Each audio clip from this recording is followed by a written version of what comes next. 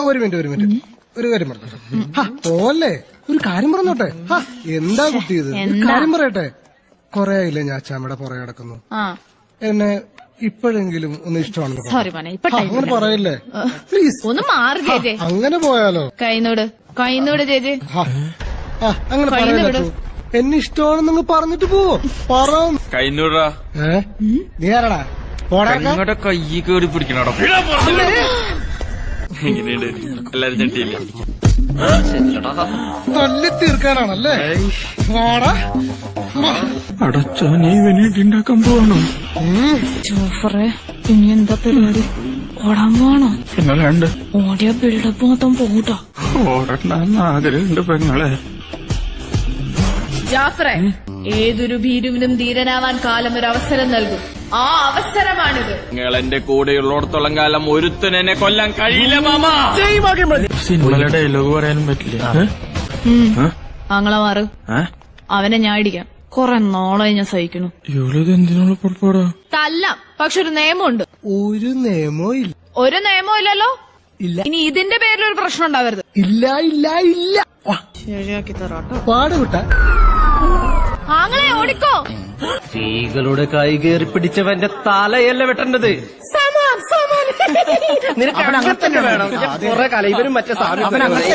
അവിടെ ഇരിക്കാം. നീ സാറിന്റെ മോന്തണ്ടോ?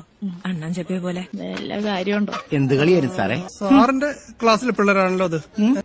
സാറിന്റെ മുഖത്തൊരു ചമ്മലുണ്ടല്ലേ?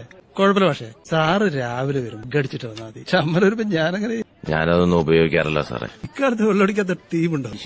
ഞാൻ ഒരു ദിവസം വെള്ളം അടിച്ചിട്ട് കിളിയും കിളിക്കൂടും പോയി കറങ്ങി തിരിഞ്ഞ ഞാൻ വീണത്. അതിനുശേഷം മദ്യം എന്നല്ല മദ്യ വയസ്കനെന്ന് കേട്ടാ പോലും ഞാൻ വാള് വെക്കും. അയ പറഞ്ഞില്ലല്ലോ. പ്രദീപേ, വിരലും പഞ്ചസാര ഇടാത്ത ഒരു ചായ.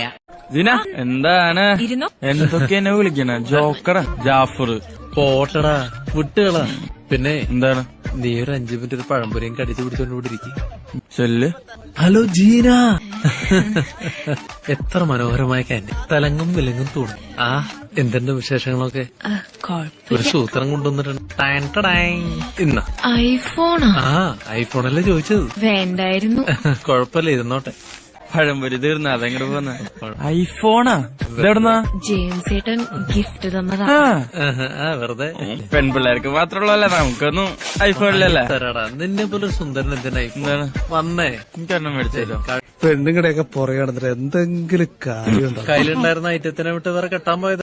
കിടക്കണം അപ്പനും സൈക്കിളും കൂടെ. പ്രദീപേട്ടാ, ഓരോ ജ്യൂസ് കൂടി കൊടുത്തു. നല്ല കടുപ്പത്തില്. ഇപ്പൊ നമ്മുടെ അച്ചു പഴയതുപോലെ അല്ല, ഒരുപാട് മാറി അല്ലേ?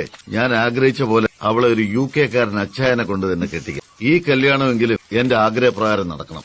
അച്ചായ, കല്യാണമൊക്കെ അവളോട് ചോദിച്ചിട്ട് ചെയ്താൽ മതി കേട്ടോ. പിന്നെ അപ്പം പറഞ്ഞതേ അവള് കേട്ടു. ഇപ്പൊ എന്റെ മോക്ക് നല്ല അടക്കവും ഒതുക്കവും ഒക്കെ ആയി. നന്നായി